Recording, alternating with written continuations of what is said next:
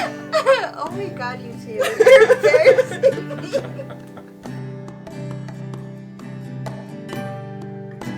So, welcome back to Navajo Tea Time. This is our November episode for 2021, and Native American heritage is our topic. And as you can see, we have a guest. So, I'm Kelsey. And I'm Adrienne, and this is Mike Lerma. And he is also a professor. He teaches political science, American Indian Studies, with a focus on Everything. On everything. I know very little about everything. Nothing specific. I don't know. We'll talk about that later. What they say, jack of all trades and master of none? Not really, but yeah. I'm just joking around. I'm a master of coffee. So he happened to come with me today to film, and he's being a really good sport about it. But I figure, he might be able to add a little bit to this conversation, considering that he's taught, at a university level about some of these topics, and it's always kind of nice to have another voice in the room. So. Yeah, like we said, our topic is Native American heritage. Mm-hmm. Okay, when I think about heritage, I think about, race. You know what I mean? Mm-hmm. I think about geographical location. I think about tribal affiliation. And then when I think about my family's lineage, I feel like it's more like on the ground, the folklore of my family, our clan stories. So I'm Nakaidana'a, as well as Nasht Ejitabaha. And what that means is that my family history, so what it basically breaks down to is I'm not considered by some people to be completely Navajo. And that's not a bad thing in any way, but I think there's also this narrative that exists on the res that, if you're full-blooded, you're kind of better than everybody else. And I've been told to my face by people oh, you're not really Navajo, so you shouldn't claim it. Even though my CIB says 4/4 Navajo, it's no, you're not, because both your first two clans are adopted. And then I found out that one of my third clans is adopted also. So the way it breaks down is my first clan, it originates from Spanish lineage. So there was someone who came from Spain who married or partnered with someone who was Navajo, a woman. And together they formed our first clan. And then Nasht Ejitabaha is actually Zuni. So I have some Zuni roots that go back to the Pueblo tribes. And then my third clan comes from Mescalero Apache. So it's, Spanish, Zuni, Apache, Diné. And a lot of those, there's a lot of, the history shows that not all of those tribes were the best of friends. So, but I mean, as I've started to dig back into my history, I feel like I've started to kind of attract myself to a lot of the strengths of each of the tribe and the qualities from each of the tribe that, bring me a lot of pride and a lot of happiness, just being affiliated and knowing that that's a part of my blood. So that's I think that's my first step into that conversation. I'll let you go next. Okay, so for me, my first clan is Sitnagini, and my second clan is Sedishkijni. And then my Chays are German, they're from German descent. And then my fourth clan is Kia'ani. And my great-grandmother always kind of made this emphasis that we're shush Sitnagini. And that's because when she says specifically her line, her lineage, there's this myth where two siblings were lost and they were, and they're children. So they're wandering around and somebody finds them and they're like, who are you? Where are your people from? Or something. And because they're children, they don't speak clearly. And so what they were trying to say was they're from Sisnagini, the mountain, but what they heard was Sitnagini. Oh. So that family was brought into the Sitnagini clan, but then my great-grandma always made the emphasis that it's Shush Sitnagini, to say it's kind of like a weird offshoot or adoption of those people being brought into that clan. And Sedeshgijni is, I guess it literally translates to Rock Gap Clan. Oh, yeah. Mm-hmm. And that family, my Nellies, they're from kind of in between Page and Tuba. Mm-hmm. And they have like a specific homestead area of like, it's our ancestral land. Mm-hmm. So if we want to dive deeper into those family stories, during the long walk, the matriarch of the family, or Sedishkijni, the lady, she was called like Skinny Lady. Mm-hmm. From what my grandma used to tell me about stories, people had like weird nicknames. You know, she'd be like, "Oh, there's this little girl. This was her name." It's like it kind of literally means little fat girl, but because they're very descriptive. My mom's cousins used to call her Biddy, or like because she was kind of chubby. So that's what she was. She was called like Skinny Woman or something like that. And she hid when everyone was taken away on the long walk, and she stayed there and took care of that area all by herself for all the years that they were there. So we have that family line in us of that woman who stayed in that spot specifically. And so that's kind of what I think of as like when I hear like Native American heritage and ancestry, is like those really old stories that turn into like really, I don't want to say outlandish, but pretty cool legends and myths. I'm sorry, I have a lisp. You guys probably heard it, but sometimes it's hard to say certain words when it's so late at night because I'm tired. It's like 5 o'clock. I'm just kidding. Takes a lot of energy. I set up for the past hour. Yeah, I think, so there's this one story that I heard from my mom. She was telling me that there were some, so I was asking her about, so I went to go do a solar install in this region outside of Tuba City, and there are these people there that live where the springs are, and it's really beautiful. I mean, they have these big fields, and they were even growing like grapes. Is it Willow Springs? I think so. Because that's where my family's from on my dad's side, yeah. Yeah, so she was telling me that they were actually, what was that tribe? They're from what they, okay, Is it Paiute? Was it Paiute? I don't know. I forgot, I'm sorry, but, so she was telling me that they were actually captured, and there were 2 of them. They were captured, and they were actually kind of kept as slaves by the Navajo people there. And she said that they were young when they were taken, and they grew up, and they got to a point where they were released, but they didn't really know where to go because they'd only known Navajo life. You know, they knew the fields, they knew the livestock, they knew the family, and they ended up just marrying into other families. And so there's a group there where they have that past, and I was like, oh my goodness, I didn't know about that. And she was kind of like embarrassed by it, I think, because you know, slavery and all that. And I asked her one time if like our family ever had that in our family, and she said yes. And she was like, but don't tell anybody. But I'm telling you now. But I'm telling the whole world now. Well, and I was like, let that be a lesson to the Southerners watching. But it wasn't the same kind of slavery as like, you know, in the South. It was different. You know, I think we the way our people did it, it wasn't like these people are property in the sense of like they're not human. You know, they were definitely treated differently, but at the same time, you know, they were stolen from their people to live with us, to work. You know, working in the homes, working in the fields, things like that. And it is kind of crazy to think about that, but I was like, I wonder if that was like from our Spanish side. Because the Spanish are known for that, you know? So anyways, sometimes my husband teases me and he'll like be like, yes, senora. I'm like, don't freaking say that to me. Sí, senora. I'm like, That might be derogatory. We have to cut it out. it's really bad.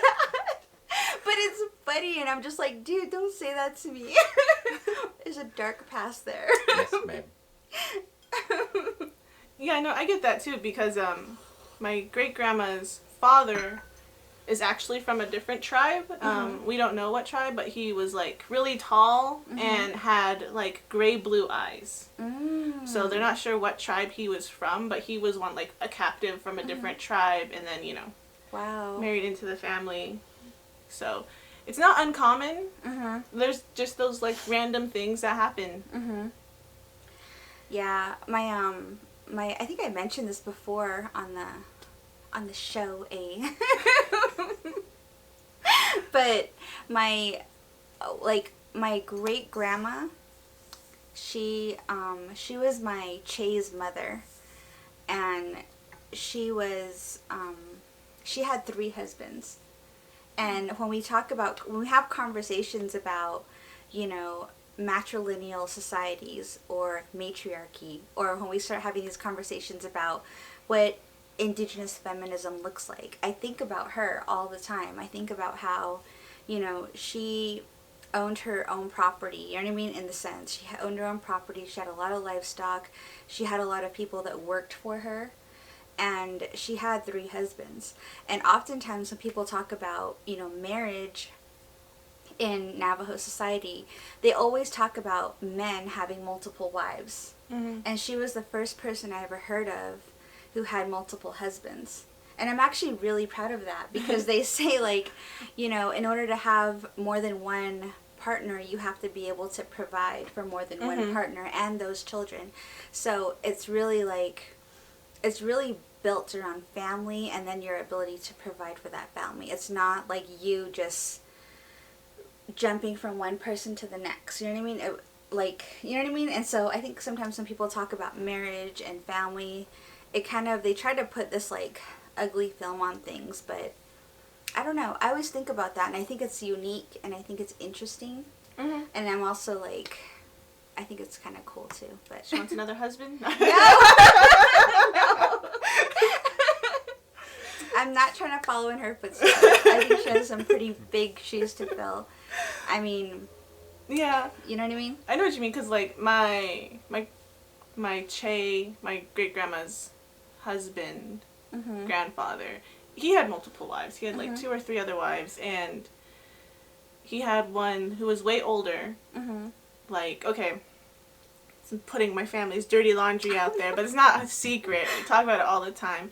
My great-grandma married my great-grandfather when she was 13 years old. Or maybe just before she was 13, because she had her first kid when she was 13. And he had already had a daughter who was older than her. So there was that big age gap. And then he married my great-grandma's younger sister, too. Wow. And I'm going to tell you this. My great-grandma, she's a bitter person. I know where I get my bitterness from. Oh, no. But what she did was she got her marriage license certified by the church. Oh, So then when he passed away, all the stuff and everything was legally in her name. So she's like, I'm getting that stuff. I don't care.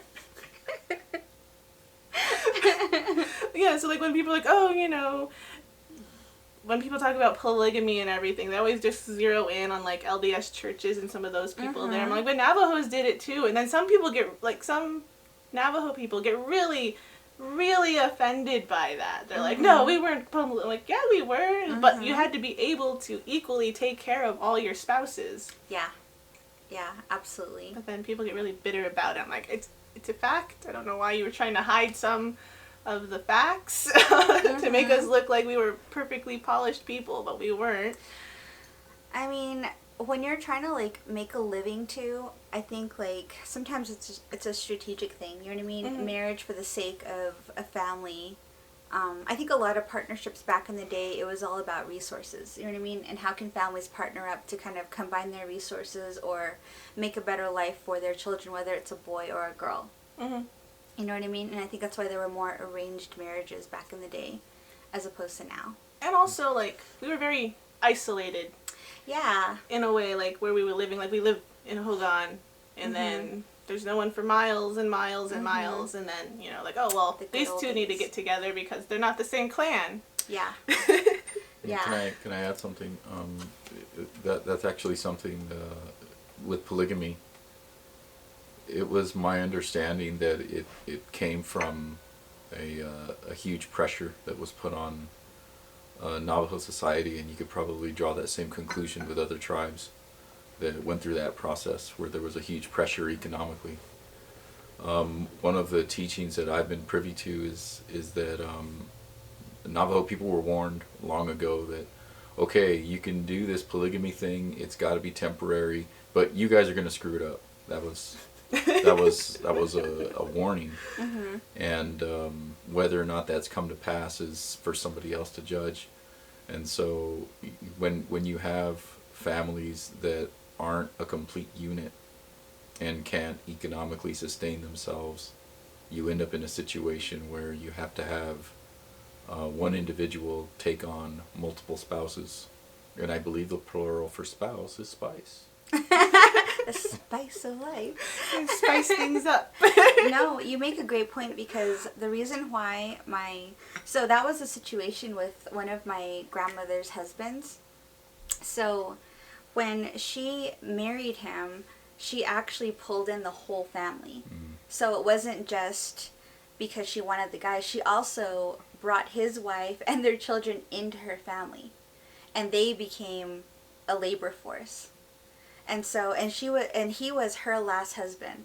So when he passed away and she passed away, guess who got everything? The second wife, or the other wife, and all their kids, because they didn't have any children together. She only had 2 sons, and that was my Che and his brother. And his brother passed away when he was young, and so it was just my Che. He was the only son. But when she passed on, it was that family that got everything. So it was really economic, and they thrived, I mean, they were able to open businesses, they were able to retain the grazing permit, all of the livestock, all of the fields, you know what I mean? And what they did with that is another story. For another episode. For another episode. I'm just kidding. Yeah, by the way, their names are, ew, just kidding.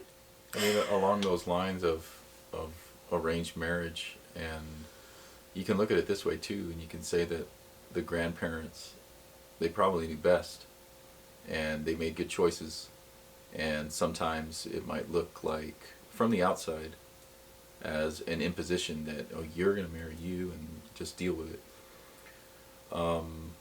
But look at all the mistakes that we make as young people, and the bad choices that we make about the mates that we choose for ourselves, and then we end up paying for it in the end. I don't know. We can't turn on our time machine and go back and look, but it may be that our elders had a lot more wisdom when they paired people off and said these two would be good together. They have the right personality. The clans are separate enough, and they'll complement one another. And if you can utilize that to survive huelte, a removal, you're probably not doing too bad. You probably have a pretty good track record. But that's just food for thought.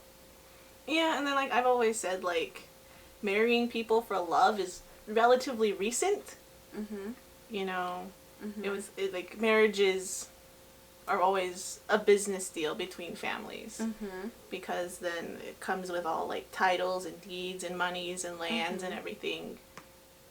And so it's always been a business opportunity, and then that's kind of where my cynicism comes, oh, but I love them. It's I know, you're okay, that's nice, but... Well, poor people love with feelings. Oh, yeah, that's why they hate us. That's why they hate us. Because we love with our hearts. We love with our hearts. Oh, I guess I wasn't supposed to be born for... Yeah, you're born under a bad sign. That's funny.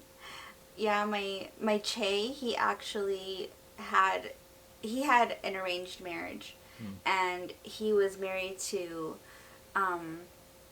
he was paired with a girl from a family, that they knew that she would benefit greatly by marrying him, because his family had a lot of wealth, and so they got married, and the story goes that he started to notice that she was going to, she would go get water.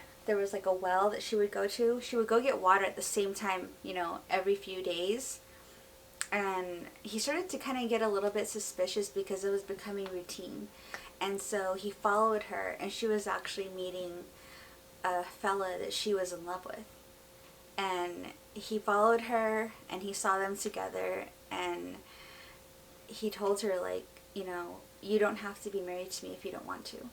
And so she and the guy that she was meeting up with, they ended up getting married.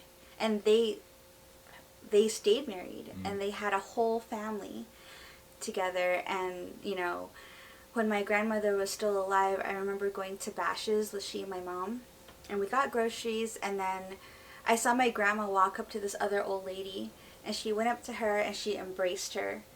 And the lady was kind of like shocked, and then all of her kids were with her too, and they were like looking at my grandma. My grandma was like just really like kind, you know. She like held her, let her go. I'm so good you're doing well, or so glad you're doing well, you know, good to see you. And then we walked out, and I was just like, I was in high school then. I was like, whatever, Grandma. old people. Yeah, just kidding.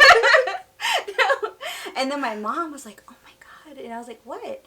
And she was like, that lady was your Chase first wife. And I was like, what? He was married before? Like, what the heck? So on the way home, she told me the whole story. And I was like, oh my God. And I was just like, wow, that's freaking amazing that grandma can just go up to her and be so kind to her with I'd never seen women just get along like that. You know what I mean? Oftentimes I see what I was seeing in my life, especially being in high school, with girls just always fighting over guys, you know, and exes and all that drama. And I don't know. It was really cool to see that. And I don't know, like I said, I grew up in the dorm. It's a completely different environment. You don't deal with exes as much as you. I grew up at Table City High School. And by choice, I never dated anybody that I went to high school with. Because I used to see that all the time. Like, the girls fighting over, like, a boy. And, like, exes just, like, all the games they played, you know what I mean? And then even people going into adulthood, I was seeing them just acting a fool all the time. I made a choice not to go to Tuba City High School and went to the dorm. I was like, I'm out of here. I didn't have a choice. My mom didn't trust me on my own. Oh. I know, she was like, I'm going to send you to Riverside. And I was like, do it! I want to get out of here.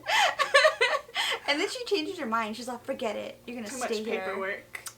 I know. I did all the paperwork for me to get enrolled in the dorm. Really? Yeah. Dang. My mom hardly ever did anything. She just signed the notes. She's like, whatever, here, go. Because she hates doing paperwork. It's like, okay, if I want to go to the dorm, I'm going to have to fill out all these papers. And then I'm like, okay, Mom, sign here, sign here, sign here. I could have been taking her car for all she knew. But Buying a car in her name. That's funny. Y'all see this house? Ew. Just kidding. Yeah, Right. so I did all that work. But anyways, and then I found out later that my grandpa Jack actually went to the dorms too. Really? Yeah, I think I was in like my 3rd or 2nd year, and I'm like looking at all the yearbooks trying to find him, and like the one year they didn't have, I'm like, I bet that's the year he was in. I also said I was part German, so my dad's family, because my mom is part of the LDS Church, and they do a lot of ancestral research into their families. Just, I don't know, they like having records. Mm-hmm. I think it's because they do like post-mortem baptisms. Yeah, they want to know where you're going to go, huh? Yeah, like, you don't know. They're just kidding. like, hey, you out there, ancestors, I'm going to do a spiritual baptism. If you want to be baptized, jump in my body and you can get it if you want it. No way, really? Yeah. Yeah. Just kidding. But, you know, for them, it's like, it's a choice. Mm-hmm. So they do a lot of ancestry so, like, they can, like, envision the person that they're trying to call upon. Wow. But I got tamales here. Ew. Sure, you can get tamales anywhere. That's how my kids can get me back here. Just kidding. Anyways, so she was looking onto my dad's side, or her dad's side, and it's just kind of funny because my great-grandpa, my dad's dad, was like a bootlegger during the 20s. Really? During COVID? Yeah. And it's just like there were criminals all the way up and down my family line. I'm like, oh, okay. I guess we're not as bad. But there's just some hilarious stories about, like, my mom was saying her grandma told her this story. This one time, she was just literally throwing out all the beer bottles because she got a call from her husband. Like, they're coming to the house. So she's quickly dumping out all the alcohol before they got to the house. I guess you can think Goodfellas if you guys like 90s movies. But I don't know. I just thought it was like really hilarious. Just like some types of people meeting up. Like my grandpa randomly coming to the Navajo reservation and meeting my grandma because he's from Lake Geneva area, which is Wisconsin, cheeseheads. How did they meet? I have no idea how they met. That must be a secret.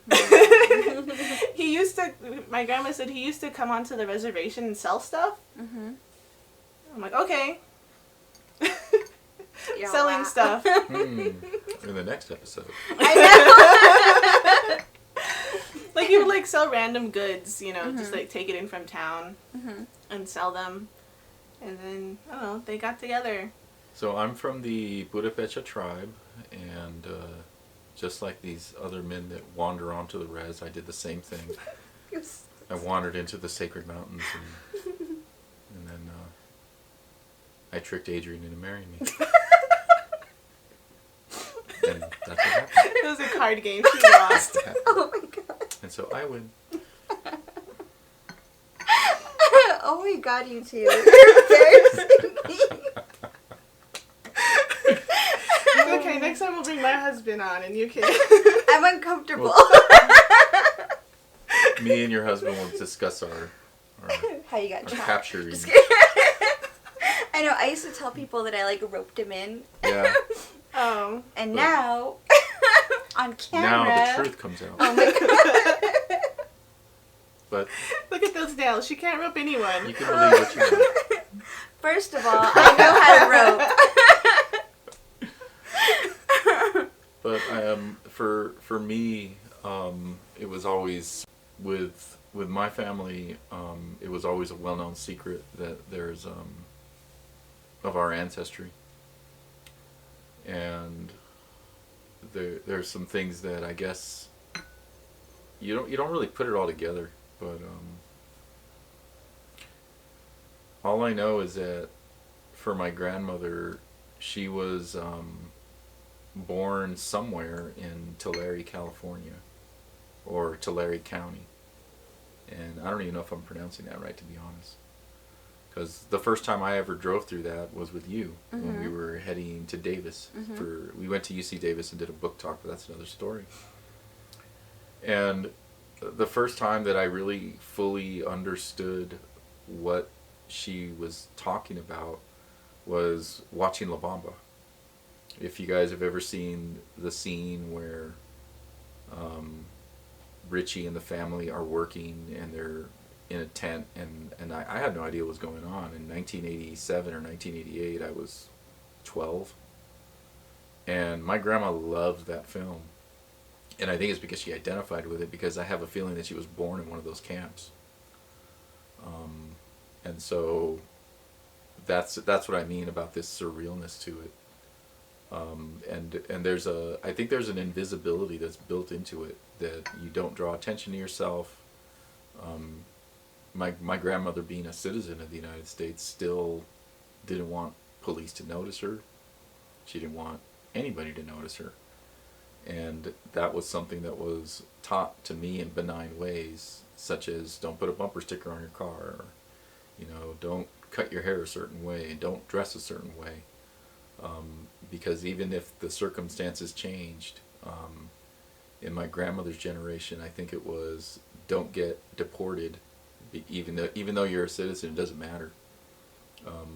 You're guilty until proven innocent. With me, my challenges involved don't get classified by the police as a gangbanger. And those kinds of things continue on to today. I don't know what the 16-year-old kids today are dealing with and what they're hiding from, legitimately hiding from. but we can only imagine. And so that's what I mean about the surrealness of it. So that's I'll stop there. That is so interesting, because I remember you telling our boys about, like, what they're allowed to wear when we go back to California. Yeah. And I didn't really... I was kind of, like, thinking he was paranoid. But then I noticed the cops were targeting people who fit a certain demographic. Not just the color, but also the way they were dressed, what the vehicle they were driving, And I was like, oh my... I saw it, like, right there, right in front of me, undeniable. And I was like, oh my God, that's why you tell the boys, you know, what to do, what not to do when we're in California, you know, visiting family. The thing that you're talking about is, I wasn't there for that, but you know, Adrian and I went to visit my mom, and I was mostly raised in Santa Maria, California. If you Google or search on YouTube, you can see Michael Jackson dancing on top of an SUV. That's in Santa Maria, just in case you wanted to know. And anyway, she was driving, I believe she was going west on Main Street in the area of town where there's a lot of shops that are run by Spanish-speaking people. And apparently you witnessed police pulling over cars that did not look new. Yeah. Driven by people of color, brown people. And because police know that they can stop a car like that, and you look at it in terms of probabilities, and this isn't to forgive what the police do, because I don't. But you know, they say it's a rundown car driven by a person of color. Probability that they don't have a license or insurance is high, and so they stop them, and it happens. And then you can read into the consequences of that in other ways. But I'll just leave it at that. But that's what you saw with your own eyes. Yep. Yeah, it's crazy, like, being targeted based on the color of your skin. You know what I mean? I remember when Joe Arpaio was sheriff, they were doing that in Phoenix a lot. Just, like, stopping people who were brown and beating them up, harassing them, throwing them in jail for no good reason. And that happened to me once too. I was trying to leave town. I was leaving my sister's apartment, and I had my 2 kids with me. They were sleeping, and I was leaving town. I was going through Phoenix, and this police officer pulled me over for no reason. I swear to God, I was like driving the speed limit. I wasn't like doing anything erratic. I got pulled over, and then he called like 4 other cops. So there were like 5 cars surrounding my vehicle. And I was driving an SUV, and they come up like, you know, with their hands on their guns and their lights all in my face.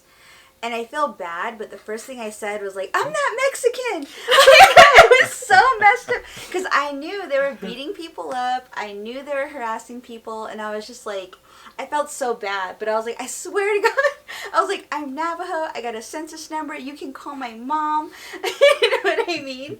I was scared. And I felt so bad for, like, I don't know. But yeah, that's what happened. It was nuts. And a lot of times it's enough for you just to say, hello, officer, what can I do for you? When you speak without a Spanish accent, they're going to let you go.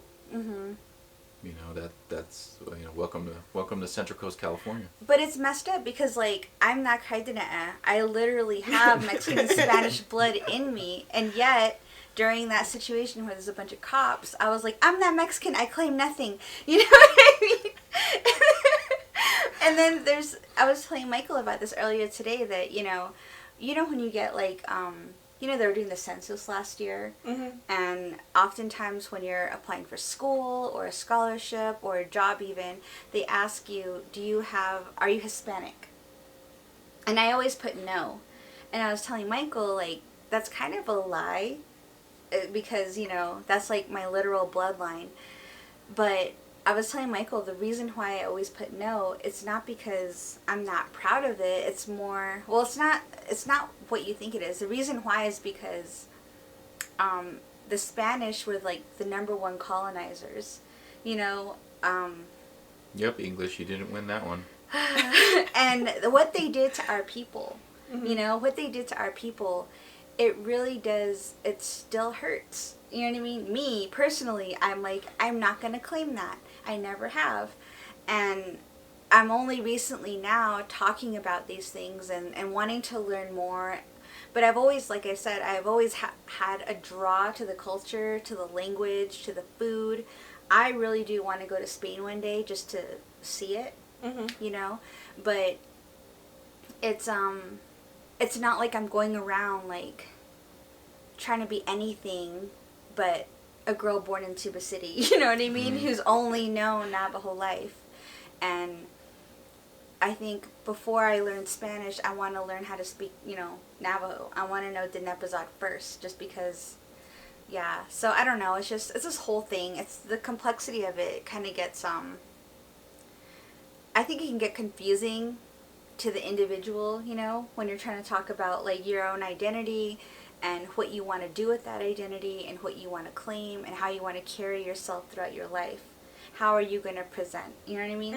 And I think when we have these conversations, it makes me wonder, though, like during Native American Heritage Month, how are other people, you know, reconciling all of these different complexities when it comes to our bloodlines, when it comes to blood quantum, when it comes to our geographical location, or people who are ashamed of who they are and don't want to claim to be Native American at all. I know people like that too in my own family, that like they would rather be white, they would rather pass as white, they would rather be like pass as Mexican, they would rather pass as anything else except who they are. And I'm just like, why? You know, I want to know more about that. And so anyways, I think that's just something I wanted to add to the conversation. Yeah, for sure. Like, one thing that really annoys me is like the blood quantum thing, because I literally have a cousin, my mom's sister's children do not qualify as Navajo because they're like less than a fourth. And I'm like, that's really stupid, because like it's literally just one family member over even that, and it's like it's really stupid. But then like growing up, I was always surrounded by like my German family and my Navajo family, so there was never the difference between like, are you Navajo or are you white? It's like, no, that blonde-haired, blue-eyed person's my cousin, that black-haired, brown-eyed person's my cousin. We're family. That's all that really mattered. And then it wasn't until like I moved back here on the reservation when I was in like 3rd grade that people really made a difference about it. They really like, oh, how much Navajo are you? I'm like, I don't know. I guess my grandpa's German. And then it's like, oh, you're not full-blooded. I'm like, no, I'm not. Never said I was, but I look more Native than like my cousins. I got called out at bashes by Glani. Beat that. I'm just kidding. I mean, like, I don't know. You're saying like people call you out and people bother you. I've like, even with like ghosts and things, things just leave me alone. I don't know if I just like radiate a like, don't bother me. But I've never been harassed or bothered by anything. Like, even when I was at NAU and I'd walk home at like 3 a.m. in the morning from editing all night, people are like, don't walk home at night. I'm like, there's no one around. Nothing bothers me. And even this one time, I got lost in Chicago because I had to take the train to get to the city to get to the airport. And there was no direct link from the train to the airport. So I was waddling around downtown Chicago, and literally not a soul, not a single person. And my mom was freaking out. She's like, have you gone to the... I'm like, Mom, no, I haven't. Can you just chill out for a second? I didn't know Chicago was one of the most dangerous cities in America. It's like, no one. There was no one to murder me. There was no one to take me to the airport. Nobody either way. There was That's no sad. one. There's nobody either way. But then I found like this really nice doorman who gave me a couple bucks to find a bus to get me to the... He's like, get out of here. He's like, here, because I was like, because I asked him, all I had was like my credit card, and I was like, can I use a taxi? Do taxis take credit cards? Because back then they didn't. They're like, no. I'm like, I don't have any cash on me. He's like, here's like $5. Go straight down that way. There is a bus stop that'll take you. And I'm like walking around looking, and then I found somebody. She's walking down the road and everyone's all leaving and staring away. They see her, they cross the street. She's coming. I know, the gangsters are like... Anyways, there's someone who has been to Michelle Sedona. Obama. She like shut her door The Obamas drew the curtains. No. There was like some random man who actually has been to Sedona, and he's like, "Where are you from?" Like, Arizona. I was like, "Oh, I used to go to Sedona all the time." I'm like, "That's cool. I live on the reservation." Like, really? Okay, here. And then he walked me straight to the bus station, put the money in for me, got me the right ticket, and put me on the bus. He's like, "You go get out of here." You need to go back to the reg, young lady. You're lost. Exactly. But like, so I've never experienced a lot of that stuff you guys are talking about because I don't know what's up with my being, my aura, my presence. It just repels people. Well, thanks to that man for sending her home. There's a lot She's of people home, see? I would like to thank on that trip. There was a Marine who bought me dinner that night too because I missed my plane. So I had to spend the night at the airport, and there's just a lot of nice people I met who didn't murder me. Unless they did and I am a ghost. Oh, Who knows? You never know with me. You guys are just some random house filming. You're not a ghost. I'm pretty sure you're here. I do have a little one. Who knows? I don't think ghosts can edit YouTube videos. I don't know. Wow. Dang, that's a trip. While we're having conversations about our heritage and ancestry and even blood quantum and the story of our bloodlines, we decided to take 23andMe tests. And during our next episode, we're going to reveal the results.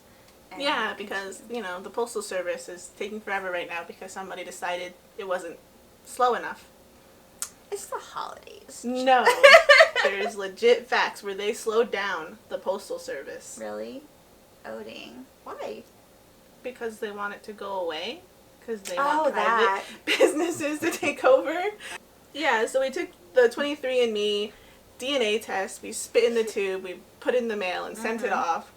I know my aunts did the Ancestry DNA test. And they had some interesting results. And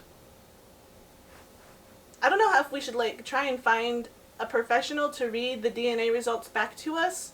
Because I've seen other videos where some people, they just look at the results and they're really confused because it's not exactly what they've been told or what they thought. But I know there's like a specific term that's like called French German. And that's not a country or a race or whatever. It's like a region. Yeah. Yeah. So it's like that French German region, and I only know that because that's kind of where my family on my Che's side comes from. It's like their DNA type is classified as French German. Oh, how interesting. Yeah, I think mine is listed under Iberian, and it's like this Iberian Peninsula? Yeah. That's kind of like the It's, Spanish. it's a geographic area. Yeah. Yeah, because like they don't say, oh, it's this country that's now known. It's like, no, it's like this is a region of like where people come from. Yeah. According to Pangea. Just kidding. So yeah.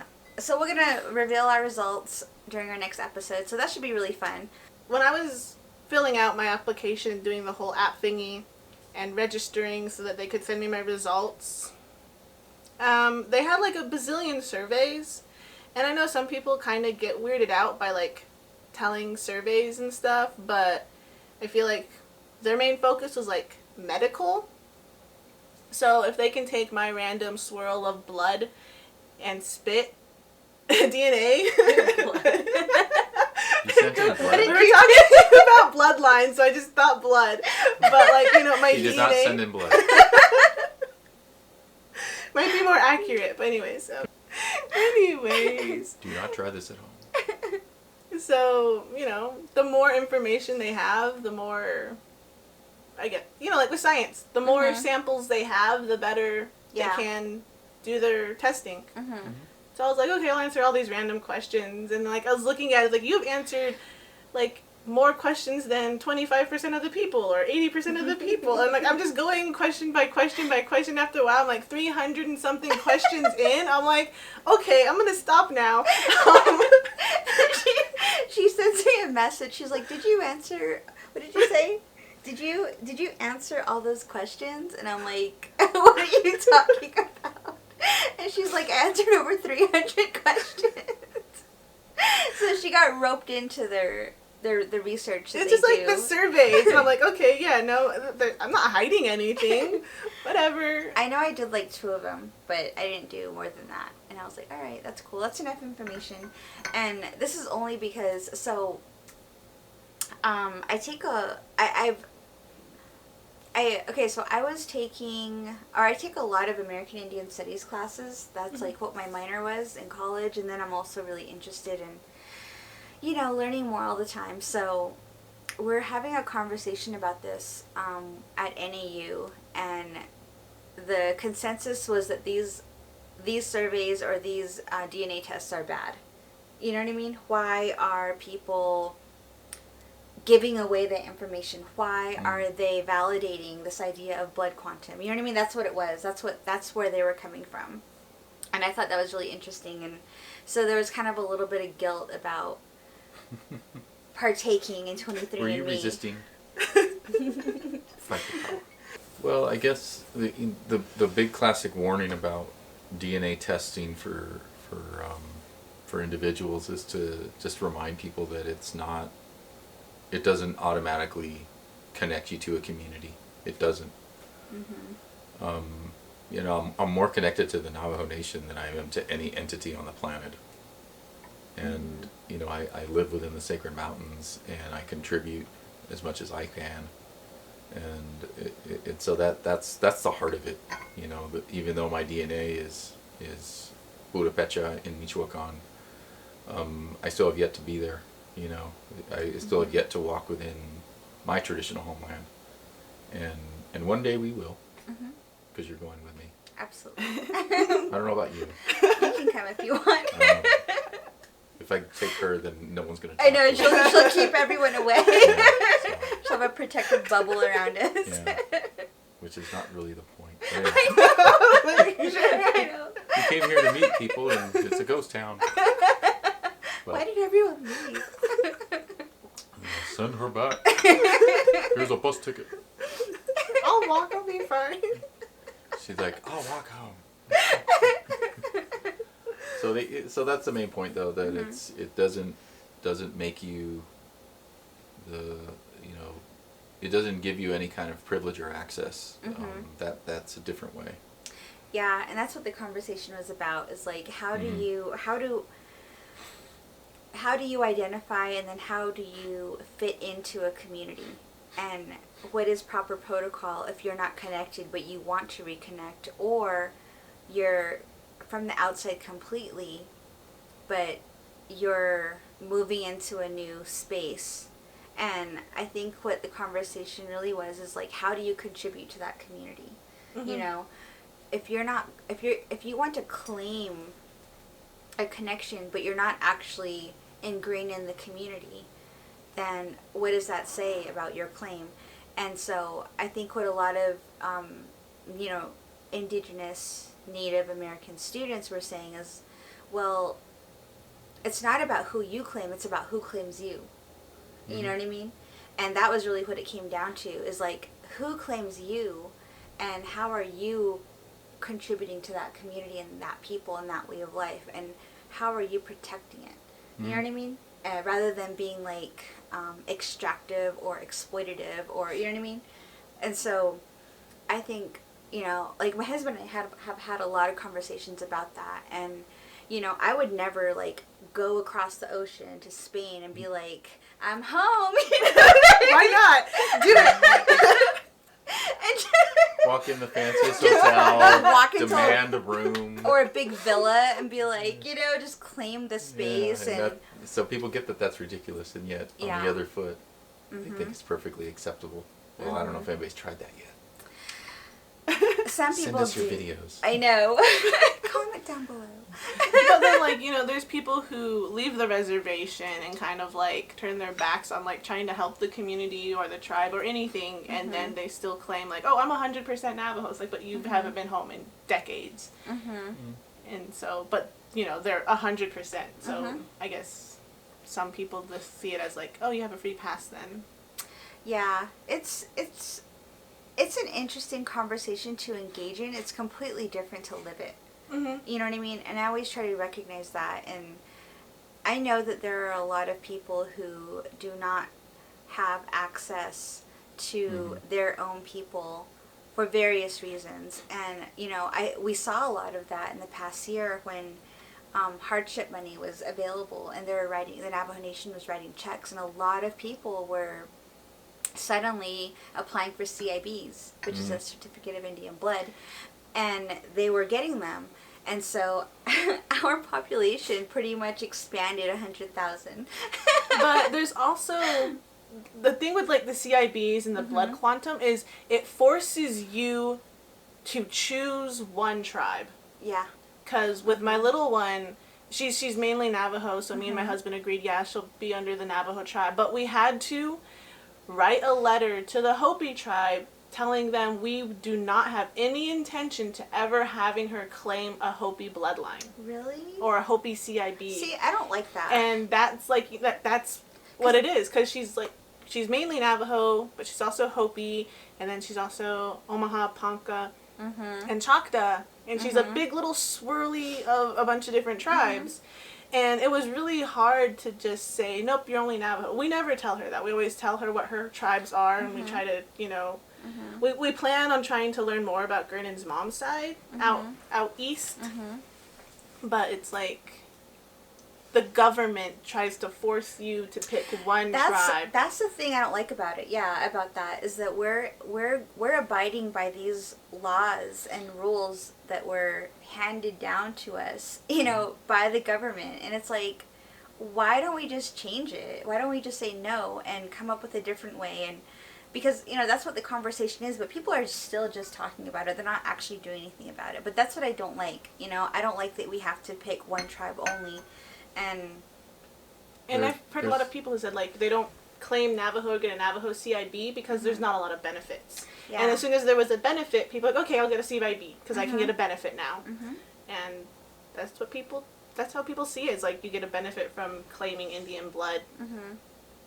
Even if like you've had it your entire life, but now there's a reason to try and claim it. There's a phrase for that. It's called demographic genocide. There's a strong interest in the United States government or any colonial actor. It can be Canada, it can be any nation.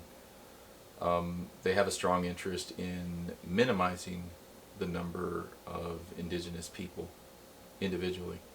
And so what you're talking about is a 200-year-long process, and the consequence is now your daughter has to pick one. And so that's what it is, because they don't want one Hopi, one Omaha, one Choctaw. They want one, and now these other ones can be zero. And so that's what you're facing. Because strength in numbers, right? There's strength in numbers. If there's more people claiming to be of a certain tribe, that makes that tribe bigger, and they're trying to make every tribe smaller. That's taking away our own power, and it's also confusing a lot of people too when it comes to identity, and making people angry and upset, and it's also making people fight internally, I think. And I think... And just to be fair, you know, it's somebody in Washington, D.C., and, you know, the Omaha Tribal Council, you know, office. They're just doing their job. You know, they've inherited a racist policy from 150 years back. But you go read that policy, and it's so benign and boring, and unless you're able to go and have all this time to go read all these books on it and all that, then you're just gonna see it as, oh, okay, you know, you don't put those pieces of the puzzle together because, you know, you're busy doing other things like making tea. I mean, is it too much to ask, though, for our representatives in Washington to kind of step up their game? Take the time to read. Much to ask. First of all, I don't think so. How dare they earn their paycheck? I know, right? How dare they act in the interest of the people? And that's yet another conversation for another episode about why they don't. No, we're going to talk about it now. Don't have enough batteries. Part 2 is happening now. I know. Well, this has been Navajo Tea Time, and the battery died, so we didn't get a chance to record the outro. So don't forget to like, share, subscribe, and comment your thoughts on these topics. Go on it!